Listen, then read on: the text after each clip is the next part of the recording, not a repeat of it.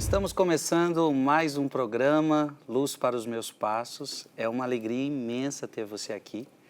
É uma alegria estar com você pela TV Canção Nova, neste domingo à noite, encontrar você, encontrar sua família e trazer algo relevante para a sua família. Quantas vezes domingo à noite você, zapeando a TV, viu tanto conteúdo irrelevante que não acrescenta em nada. E agora você tem este programa que traz muita luz para a sua vida. Porque a palavra de Deus, ela é luz para os nossos passos. Então seja bem-vindo. Você que nos acompanha também pelo canal do YouTube, tanto pelo meu quanto pelo de Dom José Falcão, seja bem-vindo. É uma alegria ter você aqui. Estamos tratando sobre o pecado original. O nosso estudo é sobre o Antigo Testamento. Estamos tratando sobre o pecado original.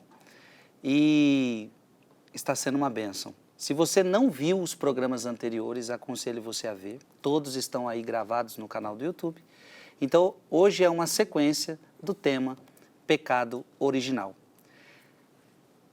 Para te resumir o que nós tratamos no programa passado, estávamos falando das consequências do pecado original e falamos sobre a árvore da vida. A partir do momento que Adão e Eva pecaram, eles foram expulsos do paraíso e não tiveram mais acesso à árvore da vida. E, para este programa, ficamos de tratar da morte. Por que a morte, como a gente entende hoje, dolorosa, ela entra no mundo? Então, é o programa de hoje. Mas antes, quero acolher Dom José Falcão mais uma vez no meio de nós. Sua bênção. Alegria ter o senhor aqui. Deus abençoe sua vida, é uma alegria estar aqui. Dom José, terminamos o programa passado, quase entramos no tema da morte, não deu tempo. Então queremos começar hoje sobre a morte como uma consequência do pecado. Perfeitamente. A leitura atenta dos 2 primeiros capítulos do livro do Gênesis, onde não há o pecado, e o capítulo 3, que narra o pecado, essa leitura desses 3 capítulos, ela é muito importante para a gente inocentar, isentar Deus de qualquer suposta autoria ou desejo ou alegria da morte do homem. Pelo contrário, é lendo atentamente a primeira vez que se fala da morte, que vai ser dos lábios de Deus, entre aspas, Deus pronunciando, a primeira vez que se fala da possibilidade de o homem morrer, é Deus quem fala, é Deus quem trata, é Deus quem aborda essa possibilidade. E nessa possibilidade temos uma relação direta. Se vocês comerem, vocês morrerão. E depois, eu acho que é um texto muito importante do Gênesis capítulo 3, versículo 19, o pós-pecado. Após o pecado, aí vem, uma vez que eu adverti vocês, agora vem as consequências da decisão de vocês. Vamos primeiro a Gênesis capítulo 2, versículo 17, porque esse texto é crucial quando o assunto tratado é morte, quem é o seu autor, quem inventou, quem introduziu, quem foi o causador. Leia, por favor, Gênesis capítulo 2, de 16 a 17. Deu-lhe este preceito: podes comer do fruto de todas as árvores do jardim, mas não comas do fruto da árvore da ciência do bem e do mal, porque no dia em que dele comeres, morrerás indubitavelmente. Então, o porquê é uma partícula causal. A causa da morte é a eventual comida. Ou seja, se vocês comerem, vocês vão morrer. Então, aqui temos uma relação entre causa e efeito. A causa não é Deus, o efeito não é, portanto, de Deus. Isso é fundamental. Interessante. Então, a causa do pecado não veio de Deus? Não. A causa dos castigos não veio de Deus? Não. Perfeito. E as outras consequências prévias à morte, as dores, etc., que nós já lemos, Gênesis capítulo 3, 16, as dores de parto da mulher, comer o pão com o suor do rosto, a terra vai ser hostil, a mulher vai ser impelida para o marido e este vai subjugá-la, etc., etc., machismo. O machismo é consequência do pecado, não é vontade de Deus. O machismo é uma deturpação. Exatamente, veja, por favor, vamos a primeira vez que, é claro, que a linguagem aqui, deixe-me ver, a mulher vai ser impelida para o marido, versículo 16, por favor. Disse também a mulher, multiplicarei sofrimentos de teu parto, darás à luz com dores, teus desejos te impelirão para o teu marido e tu estarás sob o seu domínio. E tu estarás sob o seu domínio. Outra tradução, ele te dominará. Isso Deus não quis para a relação entre homem e a mulher. Portanto, é completamente injusto você dizer que a relação entre homem e mulher, de domínio dele e de subjugação da parte dela, como se ela fosse uma escrava ou uma pessoa que balança a cabeça sempre para dizer sim ao marido, mas no sentido pejorativo do termo. Isso absolutamente não correspondeu à vontade de Deus original. Isso é efeito do pecado. Isso é consequência do pecado. Depois desse texto, aí sim a gente tem o fatídico versículo 19 do capítulo 3. Aí sim, lembra-te que és pó e ao pó haverás de voltar. A morte, consequência de uma decisão pecaminosa da mulher e do homem. Leia, por favor.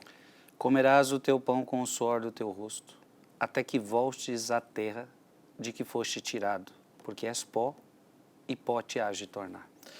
Exatamente. Nesse versículo nós temos sofrimento e morte. Vamos centrar nossas atenções na última. Lembra-te que és pó e ao pó haverás de voltar. Não tinha que ser assim, mas podia ser assim. Podia ser assim porque o homem foi criado com a capacidade de escolher. Livre-arbítrio. Essa categoria, ela levou até Santo Agostinho a escrever uma obra muito bonita, recomendo a todos, De Libero Arbitrio, em latim, sobre o livre-arbítrio. O tema do livre-arbítrio e da liberdade da pessoa. Há uma diferença tremenda, à luz da fé, entre livre-arbítrio e liberdade. Você só é livre quando você opta pelo bem. Aqui não temos o uso da liberdade, nós temos o uso do livre-arbítrio para o pecado. E Jesus diz que aquele que comete o pecado é escravo da sua própria decisão. Então, não existe liberdade onde existe escravidão. Logo, você não é livre quando você opta por mentir, por matar, por cometer qualquer desatino. No momento em que você usa mal o livre-arbítrio, você se torna escravo da sua própria decisão pecaminosa. Isso sobre a relação entre o livre-arbítrio e a morte, porque vocês desobedeceram à morte. Então, é o aguilhão de vocês. São Paulo vai dizer de uma forma muito interessante, isso se aplica tanto a Adão e Eva, como a todos nós, mas em outro sentido. O salário do pecado é a morte. Vamos ver se é Romanos 5, 23 ou é Romanos 6, 23. Eu vou chutar. Romanos 5, 23. Se eu tiver errado... 6, 23. Eu estava errado, está vendo? Não, mas o senhor acertou. Errei por um capítulo. Mas acertou, porque falou que um é outro. A idade está chegando, ela é implacável. Romanos 6, 23, por favor. Porque o salário do pecado é a morte, enquanto o dom de Deus é a vida eterna em Cristo Jesus nosso Senhor. Então, atenção, salário. No sentido espiritual, evidentemente, ou seja, a recompensa, ou se você quiser, a consequência do pecado. Daí se fala em pecado mortal. A morte da alma. O salário do pecado é a morte. Então, o salário do pecado... quer dizer, a morte não tem como salário Deus. A morte é a consequência de uma decisão sua. Está aí o salário que você merece porque você tomou essa decisão, Adão. Está aí o salário que você merece porque você tomou essa decisão, Eva. Mais para frente, a gente vai tratar de, se eles cometeram esse pecado, por que é que nós temos que morrer? Não é? É um tema muito interessante. Isso a gente vai ter que tratar. Ah, vamos ter que tratar. Mas eu já antecipo o seguinte: é justo que uma mãe boa, honesta, decente, que casa com um homem bom, honesto e decente, é justo que eles deem uma educação boa, reta, digna para os seus filhos e eles cresçam retos, justos e bons como os pais? É justo? É sim. Sabe por quê? Porque os filhos foram colocados por Deus sob os auspícios, sob a proteção, sob a tutela dos pais. E Deus deu o poder a eles de trazer a felicidade, de trazer o bem, de trazer a graça, de trazer valores, de trazer estabilidade, princípios, de forjar a sua personalidade. Que maravilha, não é, Frei Gilson? Vossa Reverendíssima poder dizer que os valores cristãos que nortearam sua infância, sua adolescência, sua vocação para o sacerdócio, em grande parte você deve à sua mamãe. É justo isso? É justo? Sim, claro, sim. claro que é justo, claro Sim. que é justo. Mas o reverso também não é justo. Não é justo que um ser humano inocente, que foi gerado pelos pais irresponsáveis, briguentos, pecadores, malvados, que deram mau exemplo, que viviam brigando, que ensinaram mal aos seus filhos, que introduziram no coração deles o medo, o pavor, a injustiça, que eles viveram num ambiente pesado, contaminado pelo pecado, que eles herdem isso ao longo de toda a sua vida, traumatizados, revoltados, mal formados, que redundem talvez em criminosos porque cresceram num ambiente promíscuo e assim por diante. Não é justo? Claro que não é justo. Mas é a lei da vida. Não coloque a culpa em Deus, como se Deus fosse o culpado do pecado dos pais. Somos solidários, uns com os outros. Essa é a lei da vida. Temos o poder de salvar e também de desgraçar. Temos o poder de educar e também de perverter. Temos o poder tremendo que Deus nos deu de influenciar positivo ou negativamente a vida dos filhos, a personalidade dos filhos, o caráter dos filhos, para o bem ou para o mal. Não coloque culpa em Deus, por favor. Essa herança que esses filhos que receberam desse ambiente perverso, promíscuo, e Deus não tem nada a ver com isso. Não coloque Deus como se fosse o culpado dos pecados dos pais. Somos solidários. Essa é a lei da vida. A felicidade dos pais pode repercutir na felicidade dos filhos. E o reverso da medalha também é verdadeiro. A lei da solidariedade. Estamos solidários. A felicidade dos pais repercute na felicidade dos filhos, mas também o oposto. E é nesse raciocínio que nem é preciso acreditar em Deus para você reconhecer. Essa é a lei da vida. Deus Todo-Poderoso nos coloca pequenos no ventre da mãe, com a possibilidade de ela cuidar, de ela amar, de ela querer a gestação ou até de ela tirar o filho. Veja o poder tremendo que Deus confere aos pais com relação à prole, com relação à descendência. É assim. Não tem para onde correr. E o pecado original se insere nessa lógica terrível que, num primeiro momento, foi bela, foi maravilhosa. Sim, nós temos que analisar, sim, a possibilidade de decisões acertadas dos pais repercutirem muito bem no futuro dos filhos, na profissão dos filhos, no caráter dos filhos, no comportamento dos filhos, o que eles receberam no berço, o que eles receberam na origem, mas também o contrário, Frei Gilson. O que se semeia, isso se colherá. Gálatas, capítulo 6, versículo 7. Disse de có, o que o homem semeia, isso ele colherá. E, veja, no que toca ao pecado original, o texto citado, Romanos, capítulo 5, versículo 12, se aplica exatamente nessa lógica. Essa herança terrível que passa de geração para geração, já no momento em que somos concebidos no ventre de nossa mãe, o salmista do Salmo 50 diz, em pecado minha mãe me concebeu. Sim, vamos tratar disso mais para a frente. Agora, Dom José, ainda tratando sobre a morte, Assim, ficou muito claro que essa é uma consequência, é o salário do pecado, Deus não é o autor dela.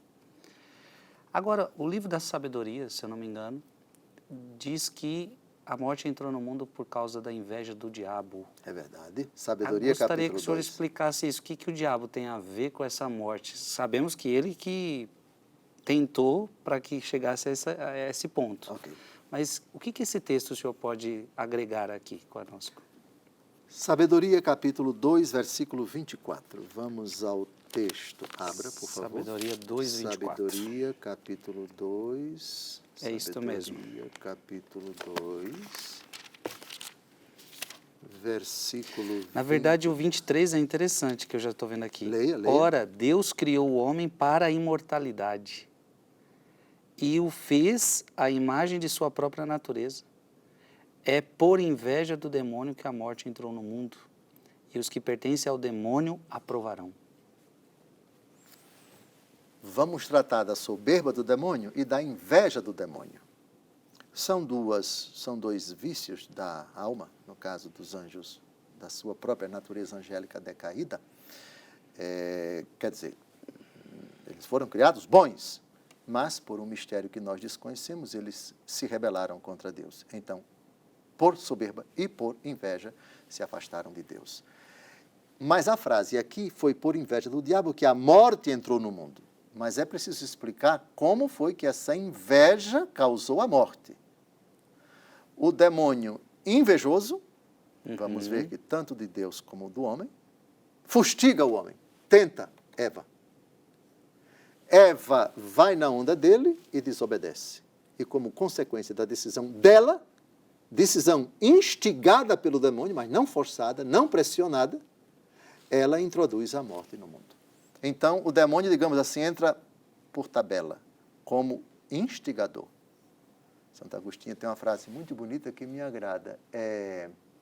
O demônio não tem força para dominar, mas tem astúcia para enganar. Uhum.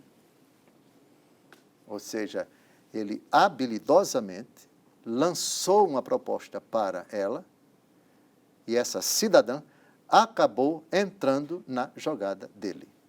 Então, ela comeu, figura para dizer, ela pecou. Então, o invejoso conseguiu seduzi-la. E ela, sem ser pressionada por ele, mas submetendo-se, deixando-se enganar, aceitando o engano dele, indo na lógica enganosa dele, falaciosa dele, comeu e partilhou essa decisão com o homem que comeu também do fruto. E aí sim, consequente a essa decisão de desobediência dela e dele, a morte entra na aventura humana. E aqui diz, os que pertencem ao demônio aprovarão. 1 João, capítulo 3, versículo 8, aquele que peca é do demônio. Então é nesse sentido. Sim, porque o pecado é a obra-prima do demônio. Uhum. Sim.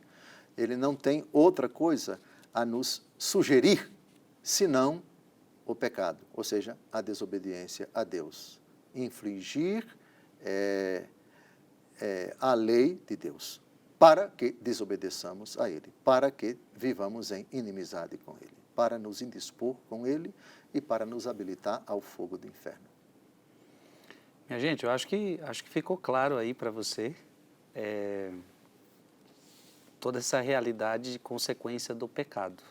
Então, o pecado fez a gente perder a amizade com Deus, fez nos perder a árvore da vida, e como consequência a morte. Acabamos então de ver textos maravilhosos sobre isso, e acho que dá para a gente entrar no sofrimento, porque a consequência desse pecado é que o ser humano começou a sofrer. E o que nós podemos tirar disto? De novo, a comparação entre os dois primeiros capítulos do Gênesis é o paraíso, com o homem e a mulher nele, sem o pecado. E o capítulo 3, o pecado e suas consequências. Nenhum vestígio de sofrimento você encontra no capítulo 1º, nem no capítulo 2º. Só no capítulo 3º e após o pecado. Sim. Isso quer dizer, quando tratamos dos dons preternaturais, a impassibilidade, lembra? Lembro. Um dos dons preternaturais que nós perdemos, ou seja, o não sofrimento. Antes do pecado, o homem não sofria. Após o pecado, é que é introduzida essa realidade. Aqui descrita nos versículos 16 a 18, capítulo 3, é a primeira vez que aparece a palavra sofrimento. Na Bíblia de Ave Maria parece que é sofrimento mesmo, no plural. Na Bíblia de Jerusalém é dores, tanto faz, dor, sofrimento, enfim. Vamos à primeira vez que essa realidade aparece. Disse também a mulher: multiplicarei os sofrimentos de teu parto. Darás à luz com dores, teus desejos te impelirão para o teu marido, e tu estarás sob o seu domínio. E disse em seguida ao homem: porque ouviste a voz de tua mulher e comeste do fruto da árvore que eu te havia proibido comer, maldita seja a terra por tua causa. Tirarás dela com trabalhos penosos o teu sustento todos os dias da tua vida. Ela te produzirá espinhos e abrolhos, e tu comerás a erva da terra. Sofrimento biológico à hora do parto, o relacionamento entre o homem e a mulher vai ser doloroso, o trabalho por meio do qual se tira o pão de cada dia vai ser penoso, vai ser sofrido, vai ter espinho, vai ter abrolho, vai ter adversidade, etc, etc. O sofrimento todos os sofrimentos, com todas as suas modalidades, tudo isso é consequência do pecado. Aqui também a morte, ela iria existir, mas sem dor, seria uma morte natural. O parto também iria existir, mas sem dor. Muito interessante. E o trabalho também, né, Dom José? Porque alguém pode pensar que não ia trabalhar, ia ficar sem fazer nada na vida. Mas o que me parece aqui é que agora o trabalho que existiria, que imagina uma vida sem trabalho, seria uma vida... Na verdade, Deus Todo-Poderoso já colocou ao homem, assim que o criou e o abençoou, o dever de trabalhar. Exato. Em que frase? Em que frase a gente encontra essa ordem embutida? Lembra, já vá procurando aí, no capítulo 1º, no capítulo 2º, a ordem do Senhor Deus foi a seguinte: enchei, frutificai, povoai e submetei a terra. Não, crescei e multiplicai-vos, sim, até certo ponto. Mas submeter a terra. O que é submeter a terra? Você tem aqui um terreno, eu quero plantar feijão. Então, eu tenho que desbastar a terra, tenho que arar a terra, tenho que abrir as covas, tenho que colocar as sementes e tenho que, ao longo de todo o processo do crescimento da plantação, eu tenho que ir lá, desbastar, proteger, etc. Isso é um trabalho. Então, o homem recebeu de Deus, nessa afirmação, enchei e submetei a terra, está incluída a possibilidade não, o dever de trabalhar. A diferença entre essa ordem antes do pecado e o pós-pecado é o sofrimento, ou seja, agora o trabalho vai ser penoso. Agora vai causar cansaço. Agora vai ser difícil a segunda-feira. Está dando gravar o dia todo, etc., para pregar a palavra de Deus, daqui a pouco já começa a ficar. Mas é assim, tem que ser assim. Até o trabalho de Deus, ele causa cansaço, mas é um cansaço que dá alegria. Sim, é verdade. O Catecismo da Igreja Católica, no parágrafo 376, por favor, Frei Gilson, acho que já foi lido, mas leia somente aí até a metade, onde o catecismo diz que se o homem não tivesse pecado, se ele permanecesse na intimidade divina, ele não devia morrer nem sofrer. Por favor. Pela irradiação desta graça, todas as dimensões da vida do homem eram fortalecidas. Enquanto permanecesse na intimidade divina, o homem não devia nem morrer, nem sofrer. Ou seja, antes do pecado, o homem tinha esse dom preternatural da impassibilidade.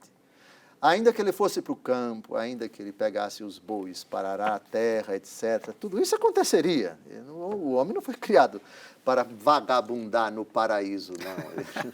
Ele tem que, para comer, e o corpo dele, enquanto matéria, perde calorias e precisa repor. O corpo, enquanto dotado de líquido, ele sua, etc., e precisa repor os líquidos, etc., para não se desidratar. Mas tudo isso não teria o caráter penoso, sofrido, etc. Com o pecado, tudo isso agora vai ter um preço. O cansaço boceja, cansa, o organismo, depois de um determinado tempo, fica arrasado, cansaço psicológico, espiritual e assim por diante. Tudo então agora, para garantir o sustento na convivência, nos relacionamentos, é cansativo, é sofrido. Todos os âmbitos da vida da pessoa serão marcados por essa realidade, o sofrimento. Falta 1 minuto e 20, trate de terminar. É só o primeiro bloco, é só o primeiro bloco. Que bom, está sendo o nosso programa. Estamos vendo aqui as consequências do pecado, que é coisa que o mundo não gosta de falar, né? O pecado, o diabo é aquele que oferece o pecado, mas muitas vezes não avisa as consequências. Deus é aquele que nos avisou as consequências. Ou seja, não existe liberdade sem responsabilidade. A partir do momento que você tem Deus deu para nós essa graça de poder escolher, mas também existe uma responsabilidade envolvida nisso. Eu vou ter que assumir as consequências das minhas escolhas. Cada um vai ter que assumir as consequências das suas escolhas. E estamos aprendendo que o pecado traz consequências gravíssimas para Adão e Eva e trouxe para toda a humanidade, e os nossos pecados continuam gerando consequências. Dom José até falou de alguns exemplos. Um pai e uma mãe, quando não vivem bem, trazem consequências até para a vida dos filhos. Então eu espero que você, com esse programa, esteja ajudando você a refletir tantas coisas na sua vida. Nós vamos para um breve intervalo e nós já retornamos com este assunto que está bom demais. Estamos de volta ao programa Luz para os Meus Passos. É uma alegria estar aqui com você. Bloco anterior, estávamos falando que uma das consequências do pecado foi a morte. E há pouco nós vimos que uma das consequências do pecado é o sofrimento. Antes do pecado, não víamos vestígio de sofrimento. Depois do pecado, sofrimento. Eu quero fazer uma pergunta para Dom José, que eu sei que é dúvida de muita gente. Dom José, hoje nós vemos tantos sofrimentos no mundo. Um deles é as doenças. E existem doenças que foram geradas pelo próprio ser humano. A pessoa bebe demais, ela vai ter uma cirrose. O outro usou muita droga, vai ter overdose, vai ter isso, vai ter aquilo. O outro teve uma vida desregrada no sexo, vai ter problemas, doenças sexuais. Mas, aí as pessoas até que compreendem, se você está colhendo o que você plantou. Mas existem alguns sofrimentos que vemos nos dias de hoje, por exemplo, crianças que já nascem doentes,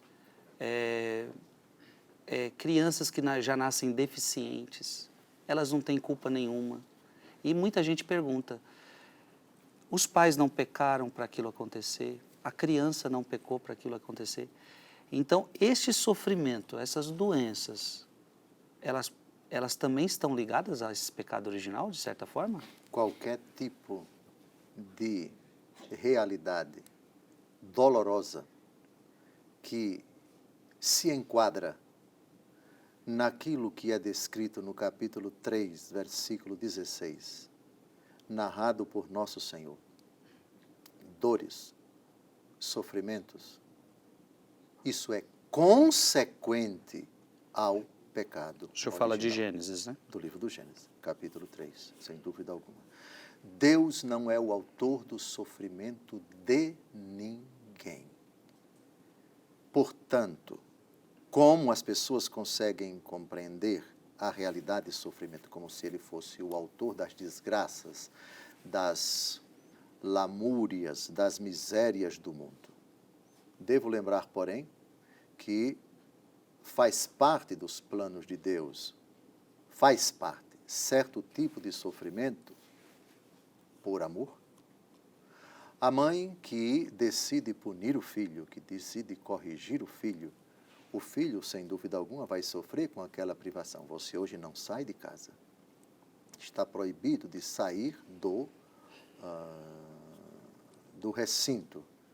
Por isso, por aquilo outro, é por amor que eu faço isso, para corrigir você, para ensinar você, para que você aprenda, para que você se arrependa e assim por diante. Isso não deixa de ser uma privação, um certo sofrimento, mas dizer que as realidades, e Deus às vezes nos corrige, Deus às vezes nos dá certas lições, Deus às vezes nos priva de determinadas realidades, para que nos corrijamos, para que renunciemos ao pecado, para que nos voltemos para Ele por esse caminho.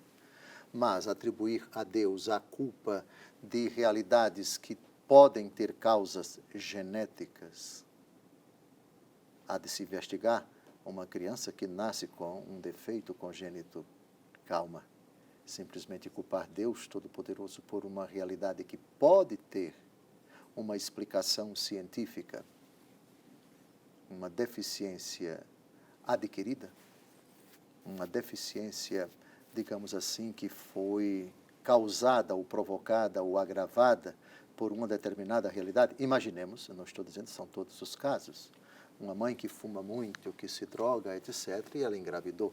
A criança nasceu com um defeito, sei lá, da visão. O risco de essa mãe que consome, que ingere determinadas drogas e durante a gravidez a criança nascer com problemas físicos ou mentais é grande. E se isso acontece, não podemos culpar Deus Todo-Poderoso por isso. Cada deficiência tem uma história e é preciso, antes até de tratar da realidade de Deus, é preciso submeter o fato, o problema, a realidade ao crivo da ciência, para tentar buscar algo que talvez tenha a relação, se faça uma relação entre causa e efeito. Todo ser humano, também todo ser humano, já no ventre da mãe, ele é inserido no seio de uma história, de um patrimônio genético e também de um patrimônio cultural, de uma família, de um contexto. Todas essas realidades precisam ser objetivamente ponderadas quando o assunto é essa realidade tão delicada. Outra coisa é você perguntar por que, apesar de ter uma explicação científica, ou na sociedade, ou na própria família, algum distúrbio, alguma briga, algum fato que durante a gravidez acabou agravando, prejudicando, dificultando, causando sofrimento ao próprio feto e depois à criança, numa idade mais avançada e após o nascimento, sim, ainda que tenhamos uma explicação sociológica, genética, biológica, familiar, etc., porque Deus permite. Aí nós já entramos em outro âmbito, que é o âmbito do mistério abscôndito da providência divina, que permite determinadas realidades. Então, Frei Gilson, veja, não é um assunto sério, não é um assunto sério, seríssimo ele é, mas não é um assunto que possa ser dirimido, para o qual você tem uma resposta clara e simples, porque cada pessoa com essa dificuldade é preciso colocar vidas humanas concorrentes e antecedentes e consequentes também, com as quais esse ser humano que veio ao mundo veio com essa carência, com essa dificuldade. E não podemos infantilmente, imprudentemente, precipitadamente, simplesmente atribuir a culpa a Deus Todo-Poderoso. Deus nos coloca num mundo onde somos protagonistas de tomadas de decisões boas e más, e decisões que, mais ou menos, elas acabam repercutindo, bem ou mal, na vida das outras pessoas. Interessante, muito bom, Dom José. Acaba que é um grande mistério, né? Um grande mistério, sem dúvida alguma. E cada caso é um caso. O que Sim. me vinha, assim, o senhor falando não adianta a gente querer dar uma resposta para todos os casos. Perfeito. Cada caso é um caso. Eu vou dar um exemplo triste. Uma senhora que nunca fumou, que nunca colocou o cigarro na boca, mas vizinha de parede de um homem que fumava compulsivamente. Uhum. A fumaça do cigarro dele, que fumava compulsivamente. Ela, por morar numa casa bem coladinha com a dele, ela se tornou fumante passiva. 36 anos de idade, câncer de pulmão, faleceu. Olha aí. O homem está vivo até hoje. Onde está esse Deus? Não seja irresponsável, rapaz. Você está querendo dizer que foi Deus que colocou o cigarro na boca do vizinho? Não, mas essa mulher... Calma, por favor. Deus, o culpado? Nós temos o poder de decidir, nós temos o poder de trazer benefícios e, infelizmente, nossas decisões podem trazer prejuízo para as pessoas. Pode causar sofrimento para as pessoas. Esse é o mistério abscôndito do mal. Isso eu citei apenas um homem que fumava e a vizinha que morreu por fumante passiva, somente cheirando, sentindo aquela fumaça, sei lá. Agora imaginemos um homem público com o poder de decidir e gerenciar as verbas públicas para trazer o bem para os seus concidadãos, etc. Que beleza! Não é verdade? Um bom administrador, um bom homem público, um gestor de primeira, etc. Mas o contrário também é uma possibilidade. É um mistério, por favor.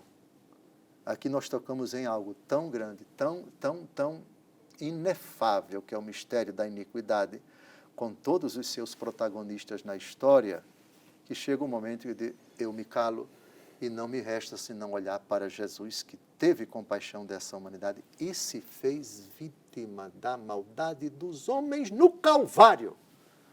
Ou seja, mistério, não tem explicação. Você pode conjecturar algumas coisas, é o máximo que eu posso dizer. Eu sou ignorante, sim, eu só posso ir até aqui. Mas, objetivamente, eu tenho que inocentar Deus Todo-Poderoso, que nos criou livres com a capacidade poderosíssima de nos santificarmos e santificar os outros, de sermos felizes e fazermos os outros felizes.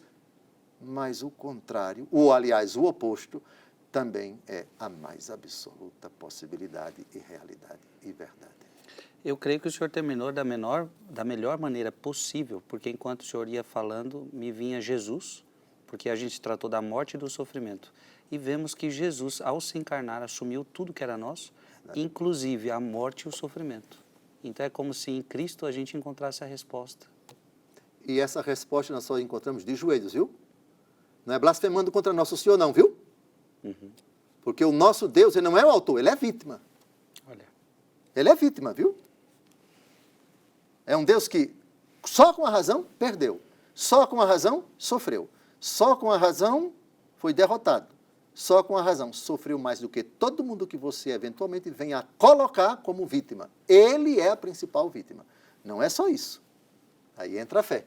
Ao terceiro dia ele ressuscitou e nos deu a força do seu Espírito para transformar esse mundo, para enfrentar o mal. Porque ele carregou os sofrimentos que não eram dele. Verdade. Sendo Carregou inocente, sobre né? si os nossos pecados. É o tema do capítulo 53 do profeta Isaías, o quarto canto do servo sofredor. Sim, não é um tema fácil, por favor. O tema do pecado, do mistério do sofrimento, do mistério da iniquidade. Não é fácil. Eu não tenho resposta para tudo. Eu sou um ser humano como vocês. Tenho minhas limitações, não posso ir, eu só posso ir até o Calvário. E do Calvário para o túmulo e do túmulo para, com a pedra rolada, Jesus ressuscitou. O mal foi vencido pelo bem. A graça triunfou sobre o poder das trevas. E isso se revela na história assim. Podemos constatar sem muita dificuldade a existência do mal, podemos pontuá-los, podemos exemplificá-los, mas atenção. Porque devemos também, por uma questão de honestidade, pontuar os sinais da vida, os sinais da graça, os sinais da vitória da medicina sobre as enfermidades, da verdade sobre a mentira, da justiça sobre a injustiça, da coragem sobre o medo, da piedade sobre a iniquidade e assim por diante. Não está nada perdido, não. Nós temos sinais de vida, sim. Temos sinais de reação, temos sinais da presença de nosso Senhor, que disse, me agrada muito, o último versículo de João 16, no mundo tereis tribulações, mas tende Coragem, coragem, eu venci o mundo. O tema do sofrimento, do pecado e da morte não pode ser tratado sem essa realidade. Nós somos cristãos e enxergamos vislumbramos a vitória de Cristo sobre todas essas realidades. E ela acontece no ventre de Maria, no Calvário e na subida ao céu e na efusão do Espírito Santo. Estarei convosco todos os dias, não tenham medo, não tenham medo. E para terminar, Dom José, nós nunca vimos Cristo falando que vai tirar todo o nosso sofrimento, mas parece que ele ressignifica, prometendo que aquele que sofre vai ganhar peso de glória maior na eternidade. Quanto maior o seu sofrimento, é Paulo que vai falar, né? Quanto maior for o seu sofrimento, maior o peso de glória. Nosso Senhor fala, sim, de uma alegria completa. E o curioso, no meu entendimento, vamos ver o texto daqui a pouco, João 16, de 21 a 24, de 21 a 24, Jesus fala da alegria completa. A pergunta é, essa alegria completa já é agora? Eu me inclinaria por sim. A resposta é sim. A alegria completa é no céu. Lógico, felicidade sem fim, o banquete nupcial, a alegria que jamais acabará no céu. Mas Jesus vai falar de uma alegria completa já nesta vida. Eu me inclinaria pela resposta sim. Por favor, João 16, de 21 a 24. O texto é muito bonito. Quando a mulher está para dar à luz, sofre porque veio a sua hora. Mas depois que deu à luz a criança, já não se lembra da aflição, por causa da alegria que sente de haver nascido um homem no mundo. Assim também vós, sem dúvida, agora estáis tristes, mas hei de ver-vos outra vez, e o vosso coração se alegrará, e ninguém vos tirará a vossa alegria. Parece então aqui que nosso Senhor já está falando da ressurreição, quando todos eles vão ficar alegres, etc. Mas mais na frente, no versículo 24, temos uma coisa impressionante, alegria completa. No seu entendimento, que eu acho que é o mesmo meu, a alegria completa é ali onde não há possibilidade de tristeza nenhuma. Sim. É a alegria plena, é a alegria absoluta, é a alegria onde não há espaço nem para você fazer uma carinha feia. Por favor, continue até o versículo 24.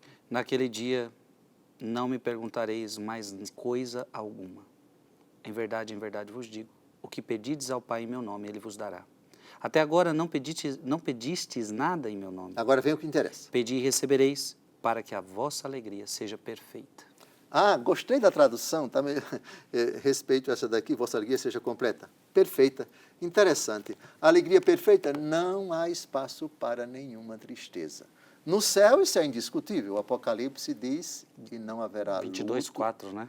Não haverá luto, nem dor, nem tristeza, Ou 21, porque, 4, 21. porque as coisas antigas passaram, 21, eis que eu faço novas todas as coisas, etc. Pois bem, isso no céu não se discute. Mas interessante que aqui Jesus não diz exatamente o que é no céu. É como se ele dissesse, é possível você viver a alegria completa já agora comigo, pela fé em mim, estando comigo? Então, está correto. Nosso Senhor Jesus Cristo nos aponta exatamente isso. As tristezas do tempo presente, é São Paulo quem diz, você nem compara as aflições do tempo presente com a glória que nos é reservada. Exato. Não é?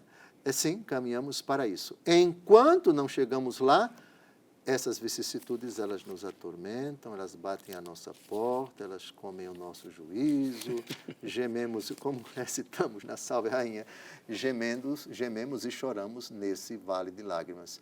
Temos que conviver com isso, sim. Agora, a promessa de não ter dor está aqui. Um dia enxugará, Apocalipse 21, 4, enxugará toda a lágrima de seus olhos, e já não haverá morte, nem luto, nem grito, nem dor, porque passou a primeira condição. Sim, é verdade. A felicidade sem fim, ela é descrita de uma forma muito sóbria, muito resumida, mas esse resumo é tudo aquilo que a gente precisava ouvir, não é? Tudo que a gente precisa. Ninguém vai chorar, ninguém vai sentir dor, ninguém vai ver cara não vai feia, perder mais ninguém. Mala pesada sem alça, porque vão estar no inferno, né? Fica aí. Há um abismo entre nós, como diz pai Abraão, para o rico no inferno. Então, essa primeira condição é de sofrimento. Sim, perfeitamente. Jesus, quando fala do seguimento a Ele, quem quiser me seguir, negue-se a si mesmo, Ele não diz tome o seu carro, ou tome suas dificuldades, como se fosse uma palavra leve, não, é cruz mesmo. Tome a sua cruz e siga-me. O sofrimento de Cristo comporta o seguimento, ir até Ele e com Ele e atrás dEle, na fidelidade a Ele, obedecendo a Ele, procurando imitar a Ele, carregando o peso de nossas enfermidades físicas, de nossa catarata. Eu vou me operar, viu, de catarata. Daqui a 1 ano Nossa. eu tenho que fazer a catarata, né? Já tenho essa dificuldade. Depois o cálculo renal, depois a idade que vai aumentando, o cabelo que vai caindo, o corpo que vai inclinando. É a vida, não é? E a gente tem que levar isso na maior alegria, é a lei da vida, não é?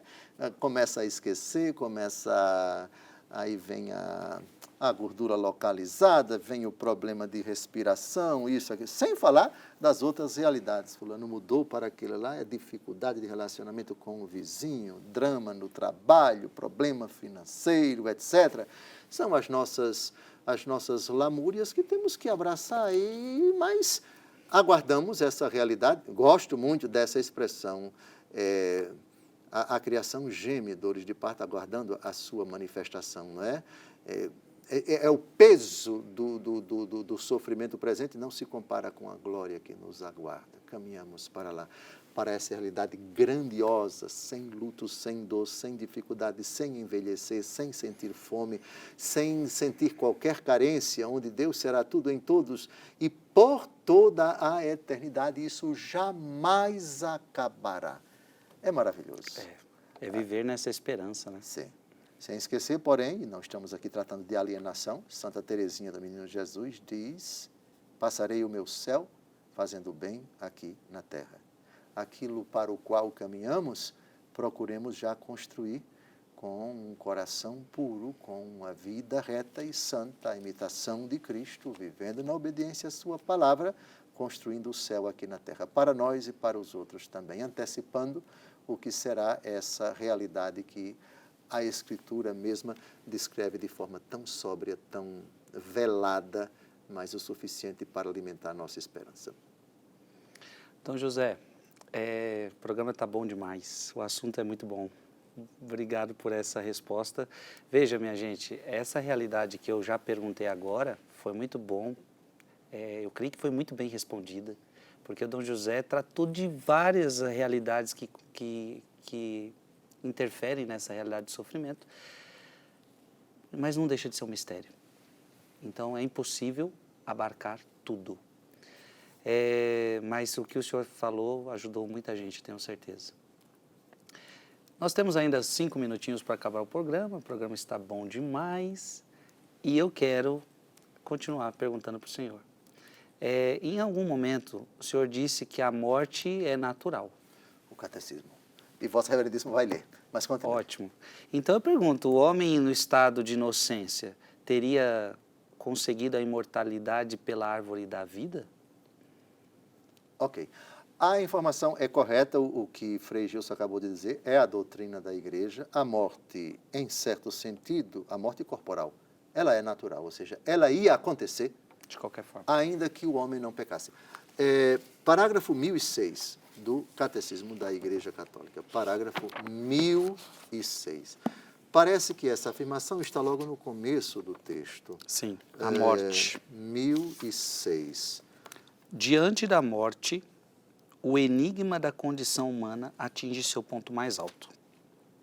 Em certo sentido, a morte corporal é natural, mas para a fé, ela é, na realidade, a paga do pecado. O salário do pecado. Sim. Para os que morrem na graça de Cristo, é participação na morte do Senhor, a fim de poder participar também de sua ressurreição. Enigma. O que é enigma? É um mistério, é um segredo. A morte é o maior enigma da nossa história. Por quê? Que realidade pavorosa. Um mistério diante do qual todos têm que ter um grande respeito. E muitas interrogações, até para nós que cremos. Jesus, na iminência da morte, fez uma interrogação. Eli, Eli, lama sabachthani. Meu Deus, por quê? Por quê, meu Deus? Pois bem, é um enigma. Em certo sentido, ela é natural, a morte corporal. Naquele sentido já abordado por Vossa Reverendíssima, por mim e tal, o que o pecado introduziu nessa realidade natural, em certo sentido natural, é a dor, é o drama, é a angústia, é a aflição, são os precedentes sofridos que vão preparando e trazendo uma particular angústia, o tipo de morte, as pessoas envolvidas, não é? É isso que torna essa realidade, em certo sentido natural, extremamente dramática. Sim, a sua pergunta, ela é o homem no estado de inocência teria conseguido a imortalidade pela árvore da vida? Eu vou responder em 2 momentos. Agora, porque estamos a 2 minutos e meio, foi Vossa Reverendíssima quem provocou, eu tenho que dar uma parte da resposta, mas a outra vamos tratar no programa seguinte com Santo Tomás de Aquino, que é outro santo e doutor da igreja. Vamos agora com Santo Agostinho. E o próximo programa, retome a pergunta, vamos tratar com Santo Tomás de Aquino. Santo Agostinho, diz ele, o fato de comer da árvore da vida impediria a corrupção do corpo. Por isso, este, ainda depois do pecado, podia permanecer insolúvel se lhe fosse permitido comer da árvore da vida. Por isso que o homem foi expulso.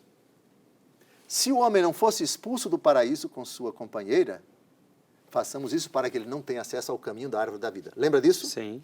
Ou seja, mesmo depois do pecado, se ele ficasse no paraíso, o corpo não se dissolveria, porque se alimentaria da árvore da vida.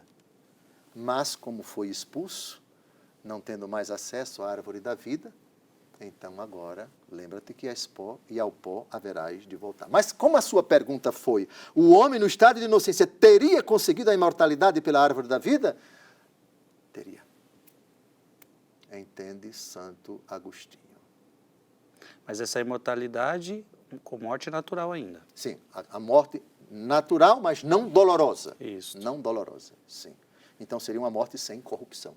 Não sabemos como isso aconteceria. Como que seria isso? Como seria isso? Então, teologia especulativa, você pode especular. Até que idade a pessoa iria? Exatamente, não dá para dizer, porque os fatos é que o homem acabou pecando. Mas a pergunta importantíssima que eu proponho que Vossa Reverendíssima retome no próximo programa. Tá bom. Vamos perguntar no próximo programa, continuar então com essa pergunta. O homem no estado de inocência teria conseguido a imortalidade pela árvore da vida? Vamos continuar. Gente, o programa está bom demais. Pega o link e manda para os seus amigos. Fala para alguém da sua família, seu amigo, que você precisa ver esses programas. Deus abençoe você que está aqui. Te encontro semana que vem, se Deus quiser. Vamos pedir a bênção de Deus. Abençoe-vos Deus Todo-Poderoso, Pai e Filho e Espírito Santo. Amém. Amém.